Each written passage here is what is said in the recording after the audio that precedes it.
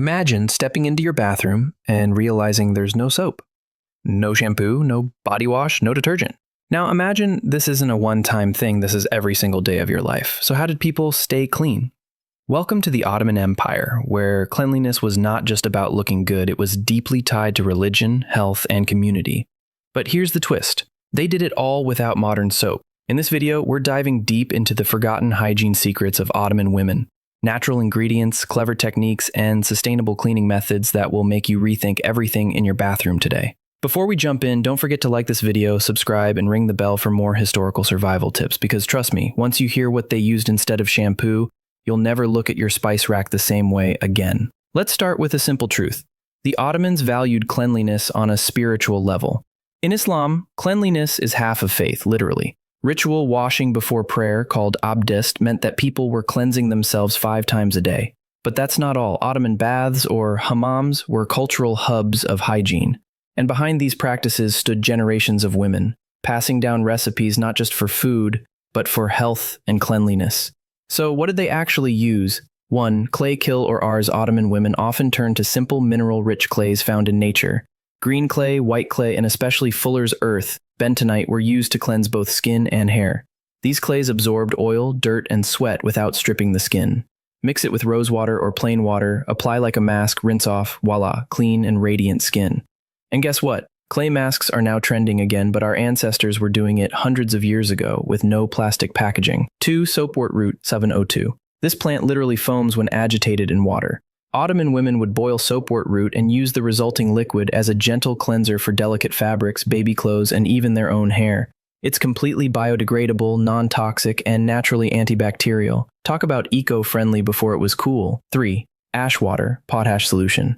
Sounds strange, right? But a mixture of wood ash and water, what we'd now call lye, was used to clean cooking utensils, fabrics, and sometimes even hair in diluted forms. Of course, they knew how strong it could be, so they balanced it with oils like olive oil. It was both powerful and natural. 4.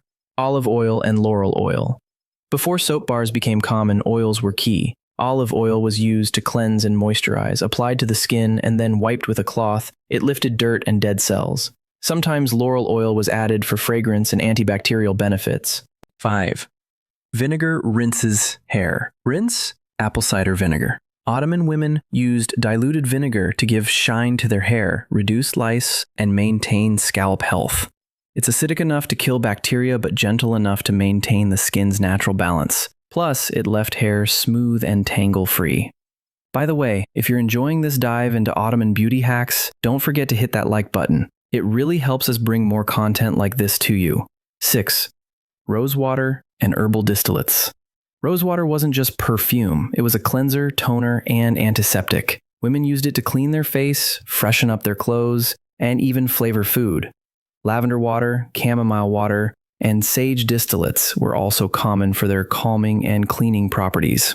7. Soap making from scratch. While factory-made soap was unknown, Ottoman women were handcrafting their own. By combining olive oil with lye derived from ash, they created Castile-style soaps, mild, long-lasting, and effective. This required time, patience, and precision. A full soap batch could take weeks to cure, but the result was worth it. Fun fact, Aleppo soap, made from olive and laurel oil, originated in the broader Islamic world and was widely used in the Ottoman Empire.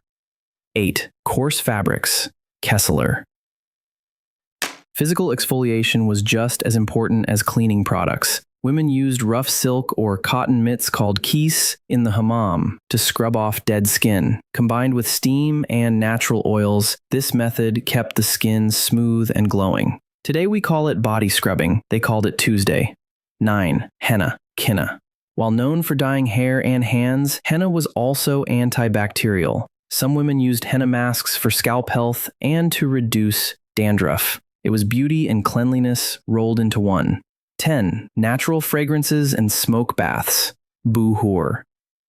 Cleanliness wasn't just visible, it was aromatic. Women would scent themselves with herbs and flowers or sit near burning incense-like herbs such as sandalwood, myrrh, or frankincense. This smoke, buhur, purified the air and skin alike. So how do these compare to modern cleaning? Today's products are synthetic, chemical-laden, and often packaged in plastic. While they may be fast-acting, they can also irritate the skin, cause hormonal disruption, and pollute water sources. Ottoman methods were slower, but kinder, sustainable, and holistic. They cleaned their bodies and respected the environment. So what can we learn from this? We live in a time of abundance, where cleaning products are stacked high on store shelves, advertised as miracle solutions for every possible stain, smell, and skin type.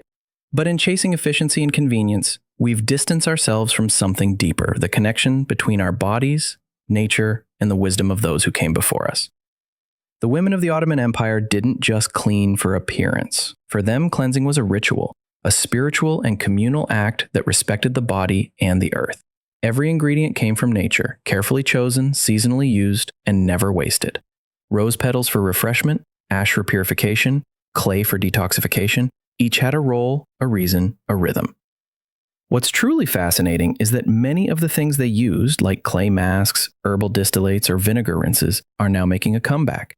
But instead of learning them from our elders or communities, we're discovering them through trendy online skincare routines, packaged and priced for modern consumers. The irony is, what we call alternative today was simply normal back then.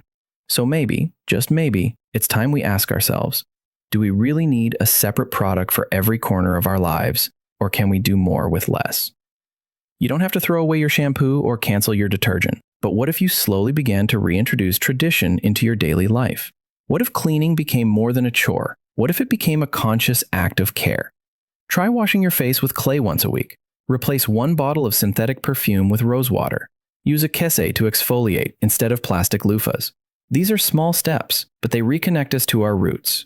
They remind us that our ancestors weren't primitive. They were practical, resourceful, and deeply in tune with the natural world. And let's not forget the community aspect. Hammams weren't just for cleaning, they were spaces of rest, conversation, and togetherness. What if your self-care routine could also bring people together? A rosewater making afternoon with friends? A handmade soap session with your family? This isn't about being nostalgic. It's about sustainability, health, simplicity. It's about honoring knowledge that was almost lost. So here's your challenge. Pick just one Ottoman-era method from this video and try it out this week. Not because it's old, but because it still works. And then share it. Tell your story. Keep the knowledge alive. Because the future of survival might not be in the next innovation, but in the ancient wisdom we nearly forgot. And don't forget, subscribe for more wisdom from the past. Each week, we uncover how people survived, thrived, and even glowed without electricity, chemicals, or Wi-Fi. Until next time, stay clean, stay curious, and stay subscribed.